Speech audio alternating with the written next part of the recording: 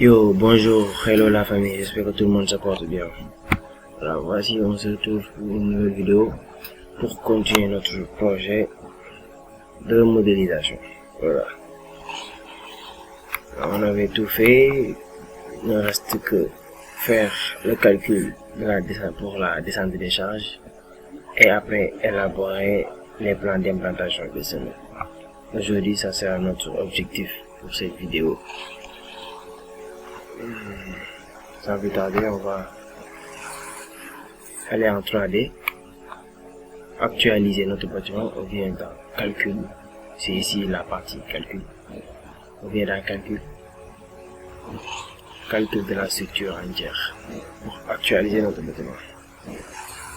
Voilà, il nous génère des semelles. Vous avez vu, il a mis ici prêt.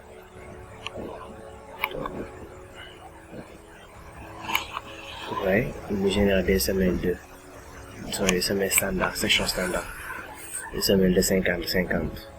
Voilà, on n'a pas encore calculé qu'il fasse la descente des charges.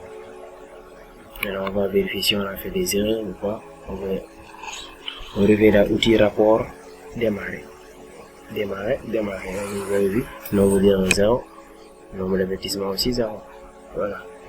Maintenant, on vient dans calcul. Dimensionnement des éléments en vert. Ici, on va procéder. Bon, on va essayer de faire notre descente de charge. Maintenant, on va tenir en compte juste les poutres, les poteaux, les semi-isolés. On n'a pas de semi-filante, je décoche. Pas de parois, ça vient les voiles. Bon, les dalles, on va pas tenir en compte. On a déjà posé nos dalles et mettre les charges surfaciques. On n'a pas de radier aussi. Ici, toujours afficher cette fenêtre avant les calculs, bien sûr. Là, on vient dans sol. Ici, la contrainte de rupture, on met 45 000. Contrainte de rupture, 1,5 fois contrainte de sol. Et le contrainte de sol, on avait ici 30 000 dans par mètre carré, multiplié par 1,5. Ça donne les 45 000. Le poids volumique, on laisse 2200 dans par mètre cube. Poids volumique béton. Angle de frottement interne 18 degrés et la cohésion, mais on reste 3000. Ce sont les données standards, on laisse comme ça. Maintenant, on revient à dimensionnement des éléments verts, paramètres généraux. Dans paramètres généraux, ici on doit faire entrer les ratios, poutres, les critères pour les poutres. On va décocher pour les deux. Ça, c'est les sections des poutres. Poutres, on va prendre comme la largeur, on va prendre 15 pour toutes les poutres, 15. Hauteur, on fixe ça à 0,30, peut-être 0,30. L'hauteur minimale, on va pas cocher ça. Qu'il change les dimensions tous les 5 cm, c'est bon. Si les dimensions c'est en mètres, donc c'est 0,05 mètres. Ici, ils vont différer par là. Les quantitatifs d'acier. Cocher en kg par mètre cube. On va entrer les ratios ici, minimal pour les poutres c'est 80. Optimal c'est 130. Maximal c'est 180. Voilà. C'est 180. Là pour les aciers, ça après je vais mettre sur la barre description d'où viennent ces résultats là, ces valeurs. Il y a un tableau ici au Sénégal, les ratios pour les différentes structures, poteaux, semelles, parois, dalles, radiers, etc. Maintenant je viens à poteau. Bon, pour toutes les critères de dimension, acier d'armature. Bon ici, pour les aciers, les armatures longitudinales, on va utiliser les HR 500. Idem pour les aciers transversales aussi, poteaux. Bon, on va décocher les deux. Les poteaux, je décoche. Largeur minimale, je mets 0,15. 0,15. On fixe ça, le B.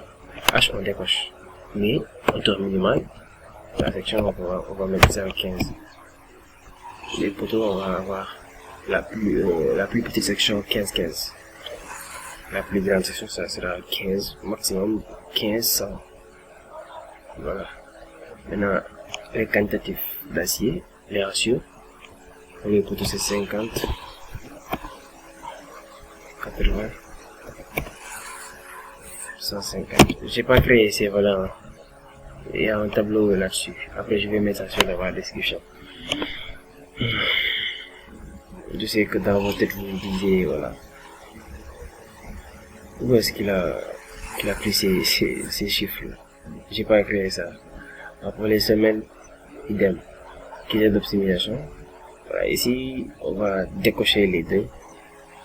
On va prendre plus petites semelles, les plus petites sections des semelles. On va prendre 0.75. Voilà. On va prendre 0.75.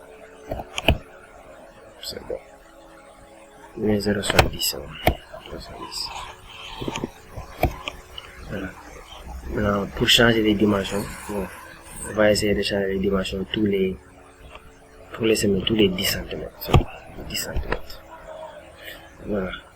Maintenant, pour l'option de calcul, on va utiliser la méthode des bielles, ou une méthode homéotique, la méthode des moments. Bon, on va utiliser automatique d'après les charges. On va laisser le logiciel calculer pour nous. On n'a pas de semelle filante, pas de parallèle ici, je sais pas ce que je mets, ok. Je peux revenir pour vérifier. Je mets un récapitulatif. Critères. Voilà, poteau. Et semelle isolée. Ok.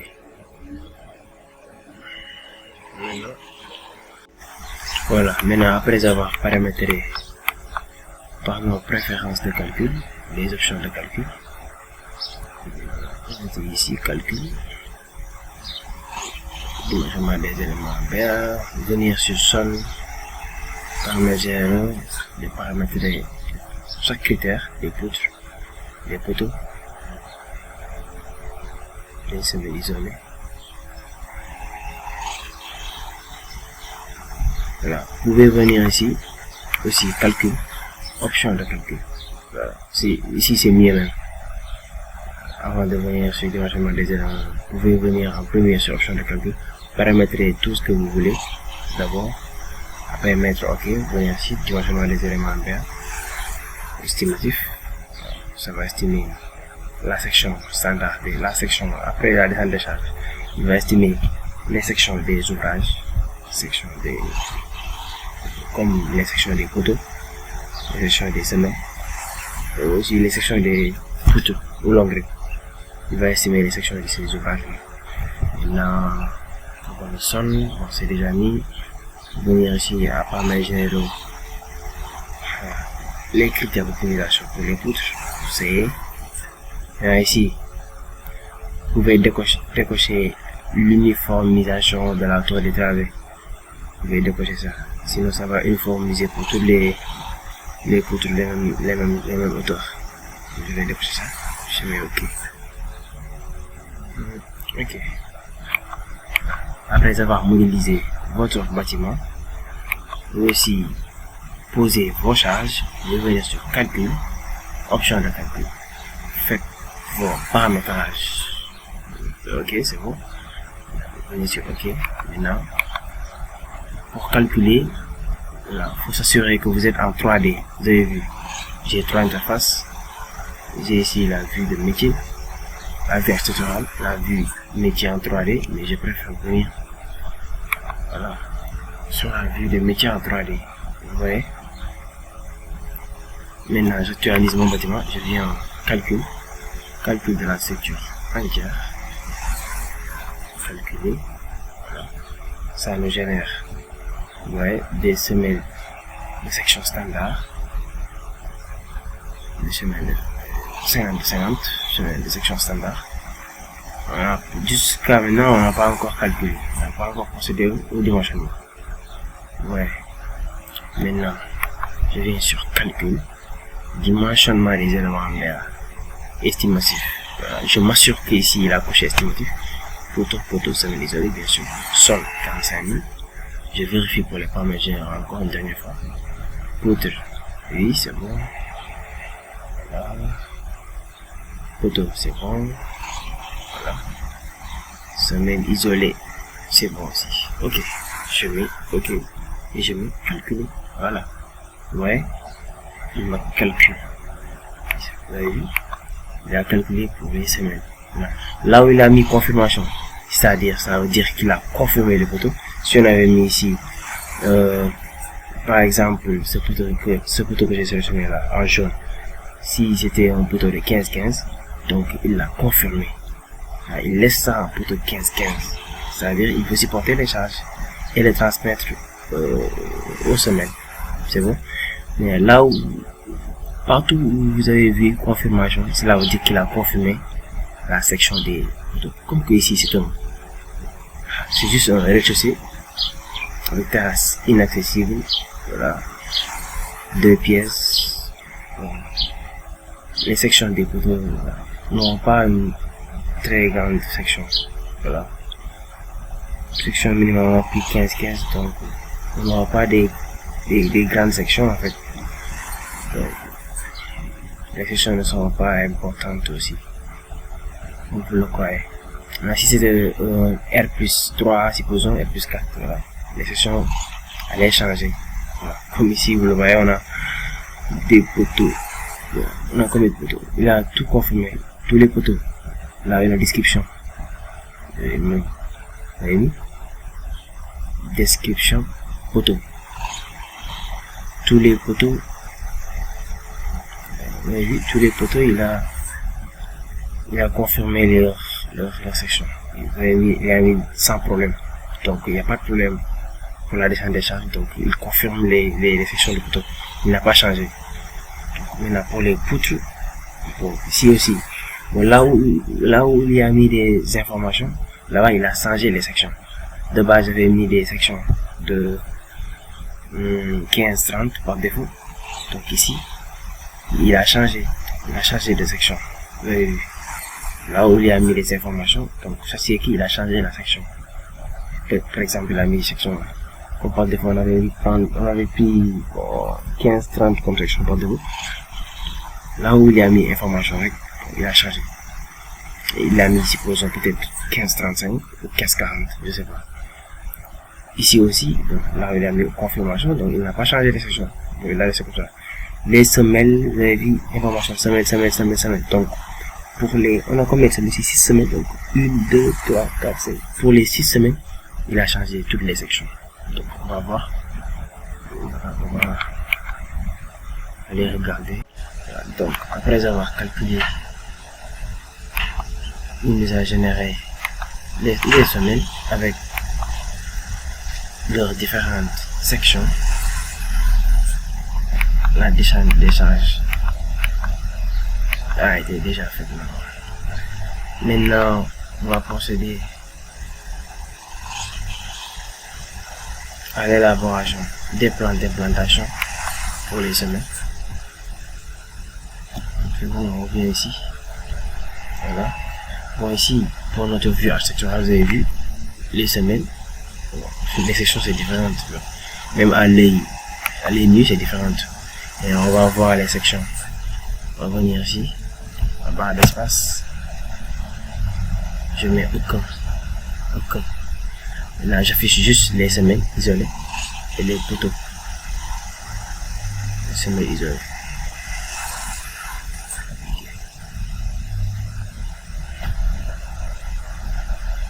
Bon. Pourquoi les semaines ne s'affichent pas? Pourquoi les semaines ne s'affichent pas? Parce que je suis en RDC, je crois. C'est drôle là. La barre d'espace. Parce qu'en RDC, il n'y a pas de semaine. Il faut venir en fondation, bien sûr. Vous avez vu. Voilà. Maintenant, là, je m'assure que je suis en fondation. Donc, j'affiche mes poteaux. Les semelles isolées. Non, je vais afficher peut-être les semelles isolées. Section des poteaux. Et des semelles isolées aussi. Vous avez vu. Voilà. On a à peu près voilà, notre plan d'implantation des semaines. Voilà. Axe 1, 2, 2, 3, 3. A, B, B. Voilà. Ici on a des semaines de 70, 70. Les 4 coins. Ici, on a un semelle de 1 mètre sur 1 mètre, supportant un poteau de 15-15. Là, on a un poteau de 80-80. Voilà. Maintenant, on revient. On va voir pour les longues lignes. On a quel type de section. Et je viens à barre d'espace. Je décoche pour les semelles isolées. Je coche juste pour les poutres. Ok. Maintenant pour les poutres. Bon, les longues lignes. J'ai en fondation. Les barres d'espace. Je fixe les longues lignes avec leur section. Là ici on a pour les longues lignes les sections de 15-30 partout. Bon, c'est normal parce que les longues lignes, voilà, ils soutiennent, ils n'ont qu'à tenir leur poids propre et les murs RDC. Voilà. Comme qu'ici il n'y a pas de dalle, même s'il y a un dallage, il y a un dallage sol. Mais bon, mais ce dallage sol repose sur les remblais sous dallage. Donc les charges ne vont pas influencer sur les longues lignes. Les longues lignes auront comme charge leur poids propre et les charges des murs RDC. Voilà. Leurs sections ne seront pas aussi grandes que ça. 15-30, ça fera l'affaire. Maintenant, ça sera différent pour les poutres. Pour les poutres RDC, ils vont recevoir les charges surfaciques d'abord. C'est normal, les charges des dalles. Ensuite, leur poids propre.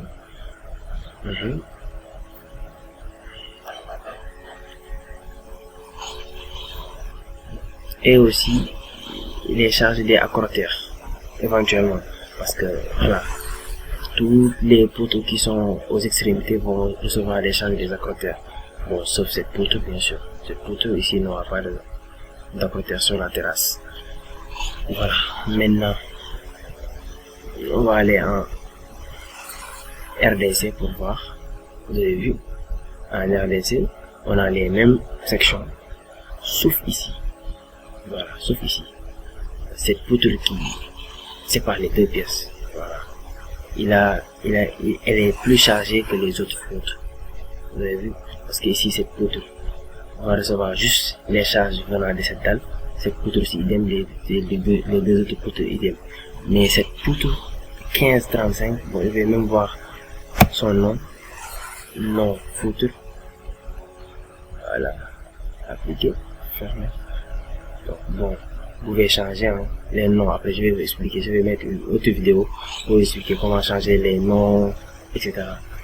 Maintenant, ici, le poutre, la poutre, autant pour moi, la poutre 4. Vous avez vu, poutre niveau, le 1 là signifie poutre niveau 1, numéro 4. Donc, la poutre 4 de section 15-35 supporte en même temps les deux dalles. Prendre les deux charges. Voilà. On prend en compte son poids propre et les deux charges surfaciques venant des deux dalles différentes. Donc c'est normal que sa section sera plus grande que les autres poutres. C'est normal parce qu'on prend en compte en même temps les deux charges surfaciques des dalles. Voilà. Maintenant, là où vous êtes sur outils, non, calcul, option de calcul, paramètres. Ici, j'avais décoché l'uniformisation des sections, des auteurs des semelles, des poutres. Mais si j'avais décoché ça, j'avais coché ça, autant pour moi. Ici, uniformiser la hauteur de travers. Si j'avais coché ça en calculant, donc ici, il allait mettre toutes les poutres donc de même section. Voilà. Ce qui va faire perdre de l'argent au client. Voilà. Il y a des poutres. Ça vaut pas la peine d'uniformiser avec les mêmes sections. Ici, la poutre 1,3, 15-30, ça suffit largement pour supporter les charges. Maintenant ici, comme il y a une poutre de 15-35, si j'avais coché uniformiser, il allait uniformiser tout pour toutes les poutres. La même section de 15-35. Donc, voilà. Je crois qu'on va arrêter aujourd'hui cette vidéo ici. On va arrêter là. Bon, pour les abonnés, ceux qui sont déjà abonnés, merci bien. Pour ceux qui ne sont pas encore déjà abonnés, merci d'avance, parce qu'on sait que vous allez vous abonner. N'oubliez pas aussi de partager la vidéo, de la liker aussi, de nous donner vos suggestions. Voilà, on en a vraiment besoin. Ici, il y a des experts sur le contraire, des experts en structure, bien sûr. Voilà. Maintenant, sur la barre de description, je vais mettre la liste pour les valeurs des ratios. Voilà. Je regarde, c'est bon. La terrasse, c'est bon. Je l'ai plutôt de 15-15. Fondation. Je mets tout. Appliquer, fermer. Voilà, c'est bon. Dans l'implantation des semaines. Voilà. Ici. Je vais plancher au RBC avec les deux dalles. Voilà. Merci les gars, merci de votre attention.